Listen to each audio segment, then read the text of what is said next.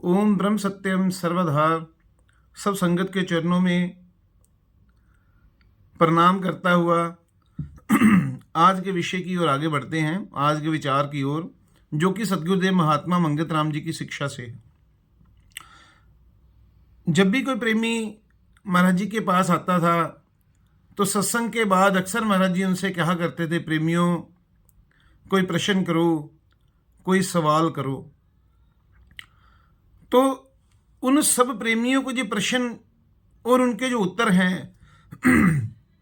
उनको इकट्ठा करके समता ज्ञान में एक बुक, एक किताब है जिसको गुरुदेव ने कहा नाम से संघ समतावाद में जाना जाता है।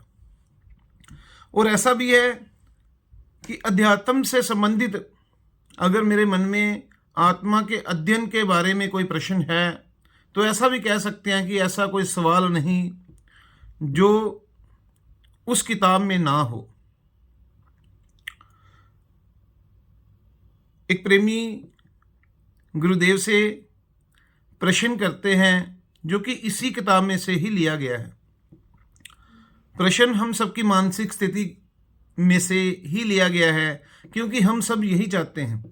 चाहते तो हम बहुत कुछ हैं, लेकिन उसके लिए हम मेहनत नहीं करना चाहते। यानी यूं कह लो कि हम वो सुख चाहते हैं जो कि बड़ी मेहनत से प्राप्त होता है, बड़ी जद्दोजहद से प्राप्त होता है। वो अखंड शांति चाहते हैं, लेकिन उसके लिए जो सत्पुरुषों की नीति है, जो नियम है, उसको हम धारण नहीं करना चाहते। इससे संबंधित ये प्रश्न है। प्रेमी महाराज जी के चरणों में बेनती करते हैं कि महाराज जी ऐसा कोई साधन बताएं, ऐसा कोई तरीका बताएं कि हसदियाँ खेड़दियाँ खांदियाँ पींदियाँ मुझे जीवन में मुक्ति रूपी परम पद प्राप्त हो जावे। ऐसा तरीका प्रेमी महाराज जी से पूछ रहे हैं। तो हम सब भी वास्तव में यही चाहते हैं कि हमें वो ईश्वर जो परम सुख है, जो परम शांति का स्तोत्र है वो भी प्राप्त हो जावे और हमारा संसार भी बना रहे, हम संसार के सुखों का भी आनंद लेते रहें। तो सत्पुरुष तो ये बार बार समझाते हैं कि अपने मन से विचार करो। परमात्मा ने अकल दे रखी है, समझ दे रखी है, बड़ी ऊंची बुद्धि दे रखी है।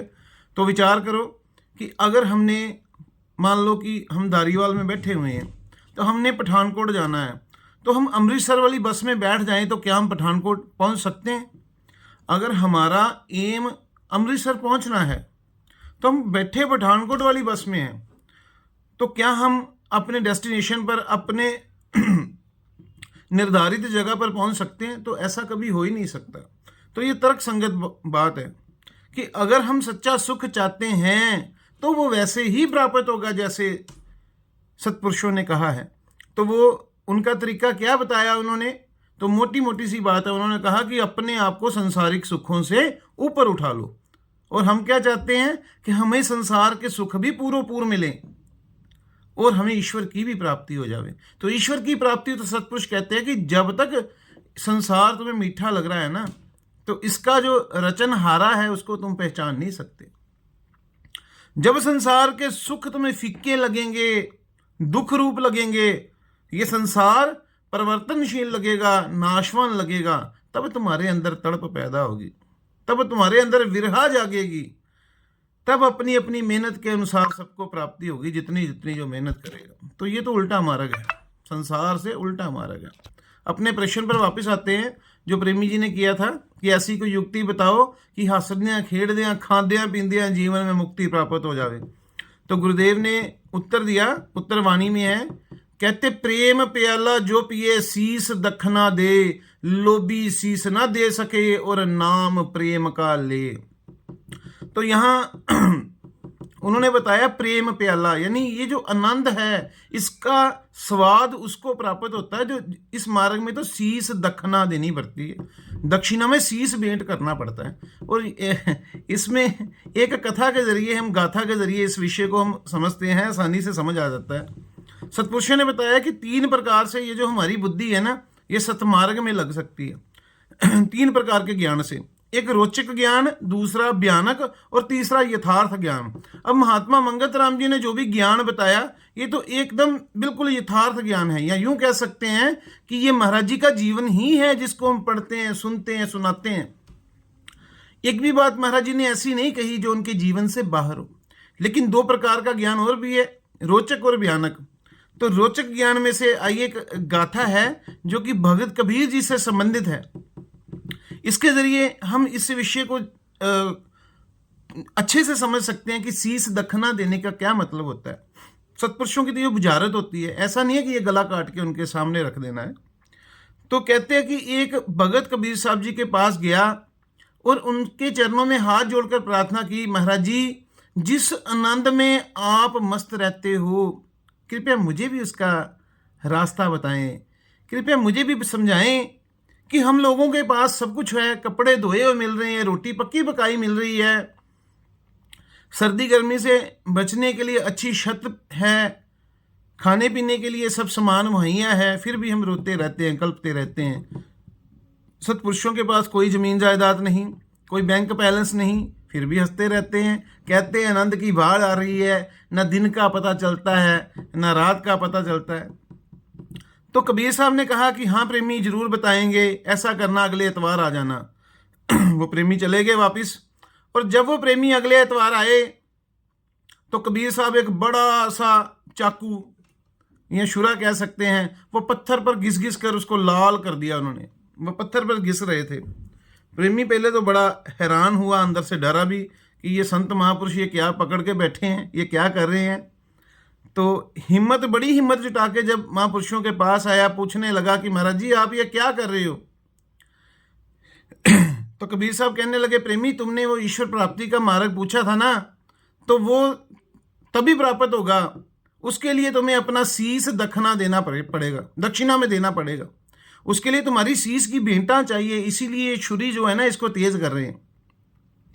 तो प्रेमी हाथ जोड़कर ऐसे कबीर साहब के आगे ऐसे खड़ा हो गया, कहने लगा महाराज जी अगर ईश्वर की प्राप्ति, वो सच्चा आनंद शीश भेंट करने से प्राप्त होता है तो मुझे ऐसा आनंद नहीं चाहिए। और वहां से भाग खड़ा हुआ। असल में तो सत्पुरुषों का ये इम्तिहान था, उन्होंने परीक्षा थी, उन्होंने देखना था कि हाँ वाकई में इसके अंदर वो तड़प है, वो प्रेम है जिसके लिए सब कुछ करने के लिए तैयार हो जाए, हर हद को पार करने के लिए तैयार हो जाए। तो शीश भेंट करने का मतलब तो यह है कि अपनी तमाम वासनाओं का ईश्वर के चरणों में त्याग कर देना। ये इसको शीश भेंट करना बोलते हैं, कि इसके अंदर एक भी संसार की वासना ना रह जाए, केवल एक ही शुद्ध वासना रहे कि मुझे ईश्वर की प्राप्ति करनी है। और वासनाओं का त्याग जैसे देह का कोई अंग कट जाता है ना, इतनी लोभी के लिए लोभ का त्याग करना इस प्रकार की पीड़ा होती है। इसलिए शायद महापुरुषों ने इसको शीश भेंटा का नाम दिया कि मेरा अंग कटने से जितनी पीड़ा होती है ना, लोभी को लोभ का त्याग करना, ऐसा उसके लिए दर्दनाक सिद्ध होता है। लेकिन इस आनंद की मस्ती इतनी होती है, करके देख लें। सुबह व शाम जो प्रेमी, जो सत्पुरुष इन भावों में, जो जिज्ञासु इन भावों में दृढ़ होता है ना सिमरन में, तो उसके अंदर की मस्ती कुछ अजीब सी होती है। उसको फिर अंदर से एहसास हो जाता है कि ये जो मीठे फल है ना, ये जहर से भरे हैं।